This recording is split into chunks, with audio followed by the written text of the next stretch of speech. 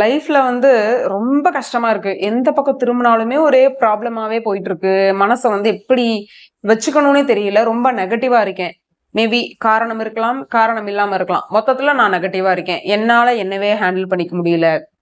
எனக்கு வந்து எப்படி இத கிராஸ் பண்ணி நான் வரப்போறேன்னு தெரியல. இப்ப இவ்ளோ நெகட்டிவா இருக்கேனே! நான் குடுக்குற இந்த நெகட்டிவ் எமோஷன்ஸ் கண்டிப்பா யுனிவர்ஸ்ல போயிட்டு கலக்கும். இப்ப அந்த கலந்த அந்த ஒரு ஆற்றல் வந்து இப்ப நான் என்ன குடுத்தனோ திரும்ப ரிட்டர்ன் எனக்கே வரும் அப்டின்னா, இப்ப நான் குடுத்தது ஒரு நாள் திரும்ப இதே மாதிரியான ஒரு சிச்சுவேஷன் எனக்கு வருமே! கர்மா படி. அப்ப நான் என்ன பண்றது? திரும்பவும் நான் நெகட்டிவ் ஆவேனே! தெரியும் எனக்கு. இருந்தாலும் நான் அத எப்படி ஹேண்டில் பண்றது? அப்படி யாராவது கன்ஃப்யூஷன்ல இருக்கீங்கன்னா, இந்த வீடியோ உங்களுக்காக. இப்ப வீடியோக்குள்ள போலாம். நம்ம எல்லாருக்குமே ஹாப்பியாவே வாழணுங்கிறது மட்டும் தான் ஆசை இல்லைங்களா? யாராவது விரும்புவாங்களா? எனக்கு வந்து நெகட்டிவா சிச்சுவேஷன் வந்தா கூட ஓகே தான், பரவாயில்ல தான், நான் அதை அக்செப்ட் பண்ணி தாண்டி வந்துருவேன் அப்படின்னுட்டு ரொம்ப ஹையர் ஃப்ரீக்வன்சில இருக்க யாராவது வந்து சொல்லலாம் இல்ல. அது அப்படி வரும்போது அவங்க தாண்டி ஈஸியா கிராஸ் பண்ணி வந்துருவாங்க. ஆனா நார்மலா இருக்கிறவங்களுக்கு அந்த நெகட்டிவா போக பிடிக்காது. அவங்க லைஃப்ல கீழ வர பிடிக்காது. எல்லாமே அவங்களுக்கு நெனச்சபடியே நடக்கணும். ரொம்ப ஹாப்பியா வாழணும்ங்கிறது வந்து நம்ம அஜெண்டா.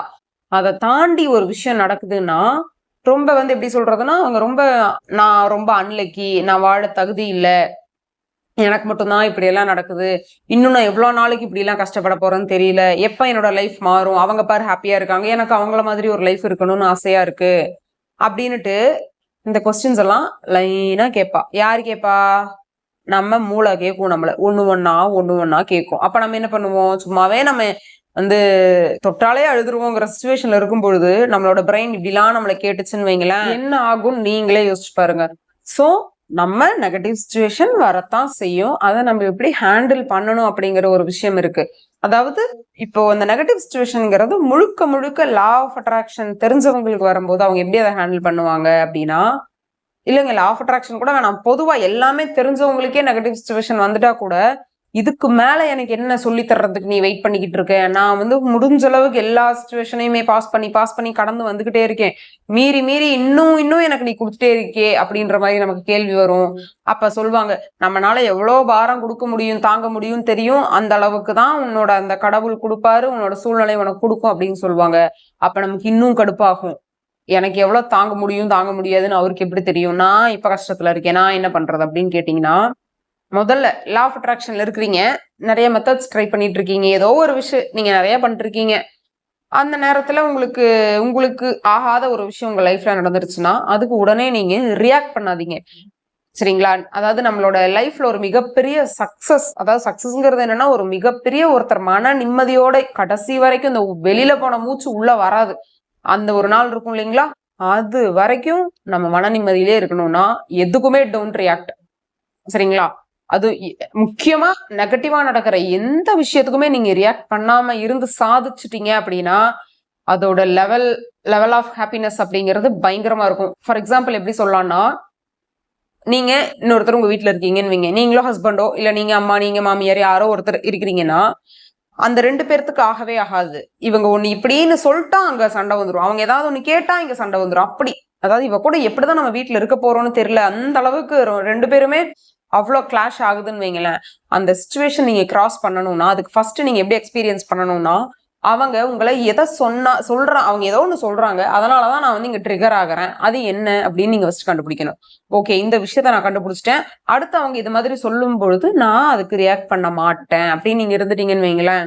அங்க என்ன நடக்கும்னா, ஒண்ணு என்னடா இவ டென்ஷனே ஆக மாட்றாளே அப்படின்ட்டு அவங்களுக்குள்ள ஒரு சேஞ்ச் நடக்கும்.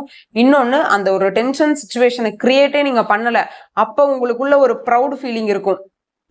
அதாவது அந்த ஒரு சிச்சுவேஷனை நான் வின் பண்ணிட்டேன், நான் ஜெயிச்சிட்டேன் மாறா அந்த மாதிரி இதை வந்து நம்ம கிராஸ் பண்ணிட்டோம். ஓகே, அப்ப வந்து நம்ம ரெகுலரா இப்படியே நம்மள வந்து ரியாக்ட் பண்ணாம மெச்சோர்டா ஹேண்டில் பண்ணிக்கிட்டே வந்தோம்னா அந்த சண்டை அப்படிங்கிறது கம்மியாயிரும். நீங்க வாய் கொடுத்தாதானே நீங்க ஆப்போசிட்ல ஒருத்தவங்க சண்டை போடுவாங்க. அவங்க ஆரம்பிச்சா கூட நம்ம அமைதியா போயிட்டோம்னா அவங்களுக்கு அங்க வந்து திரும்ப அடுத்தது பேசுறதுக்கு எதுவுமே இருக்காது இல்லையா? இந்த மாதிரி நீங்க உங்களை பக்குவப்படுத்திக்கணும். இது வந்து நான் எக்ஸாம்பிளுக்கு சொன்னேன். இப்போ ஒரு நெகட்டிவா இருக்குன்னா மொத்தமா நீங்க ரியாக்ட் பண்ணும் பொழுது மட்டும்தான் கர்மா படி ரிட்டர்ன் உங்களுக்கு வரும். என்ன எமோஷன் நீங்க முழுசா வெளியே கொடுத்து அடுத்தவங்களை பேசி என்ன பண்ணீங்கனாலும் அதெல்லாமே அன்கான்சியஸா நம்ம பண்ணிடுவோம். ஒரு கோவத்துல சடனா அடடா நம்ம இப்படி பண்ணிட்டோமே அப்படின்னு நம்மளே லேட்டர் ரியலைஸ் பண்ற மாதிரி பண்ணிடுவோம். இதுவே ரொம்ப கண்ட்ரோல்டா இருக்கும்பொழுது பாத்தீங்கன்னா நமக்கே தெரியும் இந்த நேரத்துல நம்ம கோவப்படலாம், அது ரொம்ப ஜாலியா இருக்கும். இப்ப நான் இதை வந்து சொல்றதுக்கு வந்து எனக்கு முழு தகுதி இருக்கு. எப்படின்னா கோவம் அப்படிங்கிறது மூக்கு மேல வரும்னு சொல்லுவாங்க. ஆனா எனக்கு வந்து உடம்பு பூரா கோவம் இருக்கும். என்னை யாருமே எதுவுமே சொல்லிடக்கூடாது, நீங்க யார் என்ன சொல்றதுக்கு அப்படின்னுட்டு வெளியாட்கள் இல்ல, வீட்லயே சொல்றேன். தெரியாம ஒரு ஒரு விஷயத்த ஏன் பேசுறேன், என்னை பத்தி உனக்கு தெரியுமா அப்படி இப்படின்னு என்னை வந்து நான் ப்ரூவ் பண்ணிக்கிட்டே இருக்கணும்னு நினைப்பேன். நீங்க பண்றது தப்பு. அதாவது என்னை பத்தி இன்ஃபேக்ட் அவங்க தப்பா தான் நினைப்பாங்க, தப்பா தான் சொல்லுவாங்க. அதை நான் வந்து இன்னைக்கு நிரூபிச்சு காமிக்கணும். அவங்க முன்னாடி நான் போய் நீ சொல்றது பத்தியா நான் வந்து ப்ரூவ் பண்ணிட்டேன், இனிமே நான் தான் கெத்து, நான் தான் பெரியாள் அப்படின்னு ரொம்ப முட்டாள்தனமா இருப்பேன். ஆனா எனக்கு தெரியாது, நான் வந்து கடைசி வரைக்கும் அவங்களுக்கு ப்ரூஃப் பண்ணிக்கிட்டே தான் இருக்கணும்னு. ஒரு வாட்டியும் நம்மள ஜட்ஜ் பண்றவங்க முன்னாடி நம்மள வந்து போய் ப்ரூஃப் பண்ணிக்கிட்டே இருக்கிறதுங்கிறது ஒரு மிகப்பெரிய முட்டாள்தனம்னு நான் ரியலைஸ் பண்ணுனது எனக்கு எங்கெல்லாம் யூஸ் ஆகுதுன்னா, கோவம் அப்படிங்கிற ஒரு விஷயம் வந்து நமக்கு வரக்கூடாது. கோவம்ங்கிறது என்ன நான் பர்டிகுலரா சொல்றேன்னா நெகட்டிவ் எமோஷன். அதேதான். இப்ப அந்த நெகட்டிவ் எமோஷன் கோவம்ங்கிறத வந்து எக்ஸாம்பிள் எடுத்துக்கோங்க. அந்த மாதிரி நம்மள ரொம்ப வருத்தமோ இல்ல பயமோ இல்ல அழுகையோ ஏமாற்றம் இப்படி எந்த மாதிரியான ஒரு சுச்சுவேஷன் வந்தா கூட அதுக்கு நம்ம ரியாக்ட் பண்ண மாட்டோம். இப்ப இது என்னத்த போய் நமக்கு என்ன அப்படி அது ஒரு மாதிரி ரொம்ப அசால்ட்டா போயிடும். வேற ஒருத்தர் அந்த இடத்துல இருந்தாங்கன்னா அதை எப்படி ஹேண்டில் பண்ணிருப்பாங்க. இப்ப நம்ம இருக்கனால நம்ம வந்து ரொம்ப மெச்சூர்டா ஹேண்டில் பண்றோமே, ஆமா நான் மெச்சூர் ஆயிட்டேன், எனக்கு வந்து மெச்சூரிட்டி வந்துருச்சு இல்ல வயசாயிடுச்சு அப்படிங்கிற ஒரு ரேஞ்சுக்கு நமக்கே தோணும். சரிங்களா? அந்த மாதிரி ஒரு சுச்சுவேஷனுக்கு நீங்க வரும்பொழுது உங்களுக்கு வந்து அந்த கர்மா பத்தி பயம் இருக்காது. இப்ப நான் நெகட்டிவ் எமோஷன் நான் வெளியில கொடுக்குறேன்னா யூனிவர்ஸ் திரும்ப ஞாபகம் வச்சுட்டு வந்து அதே மாதிரி கொடுப்பாங்களா அப்படின்னு கேட்டா அப்படி கிடையாது. நீங்க ஒரு தடவை ஒரு யூனிட் நெகட்டிவ் எமோஷன் கொடுத்துருங்க வெளியே, தப்பு கிடையாது. 1000 யூனிட் பாசிட்டிவாவே இருங்க. அப்ப வந்து அது அப்படியே டைல்யூட் ஆகி மறைஞ்சு போயிடும் அதுல. சரிங்களா? சோ நம்ம அந்த நெகட்டிவை பார்த்து ஓடக்கூடாது. இன்னொரு முக்கியமான விஷயம், அந்த நெகட்டிவ்க்குள்ள இருக்கிறோம் அப்படிங்கும்பொழுது ஒரு எப்படி சொல்றதுன்னா ஒரு ஸ்விம்மிங் பூல் தான் நெகட்டிவ் வச்சுக்கோங்க. அந்த தண்ணிக்குள்ள நீங்க இருக்கீங்கன்னா அந்த டைம்ல நான் எப்படிங்க இருக்கிறது? நெகட்டிவாவே இருங்க. எதுவுமே பண்ண பிடிக்காது, வேலை செய்ய பிடிக்காது. அப்புறமா வந்து நமக்கு ஒரு ஈடுபாடோட நமக்கு எதுவுமே செய்ய வராது. ஒரு சோகமா இருக்கும், ஒரு பயமா இருக்கும், அடுத்து என்னடா ஆக போகுது அப்படிங்கிற மாதிரி இருக்கும். இப்படி எல்லாம் இருக்கும் பொழுது அதை அப்படியே அனுபவிக்கணும். எப்படி அனுபவிக்கணும் அப்படிங்கறதுலதான் இங்க ட்ரிக்கே இருக்கு.